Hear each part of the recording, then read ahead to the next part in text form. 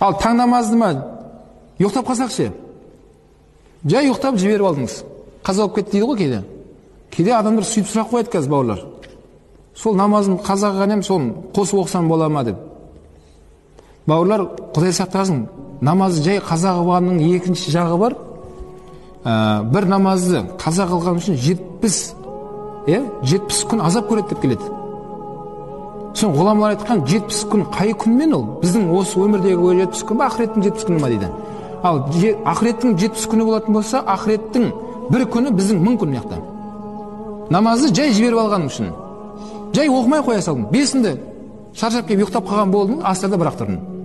Сөйтеді екен, қосып оқысам бола ма деп сұрап отырады. Бауырлар, намаз жай жібере салатын нәрсе емес екен. Орындап жүрсеңіз, керемет сауапқа кенеледі екенсің. Ал ол жай былай кете беретін болса не болады екен? Оның да азабы қатты болады екен.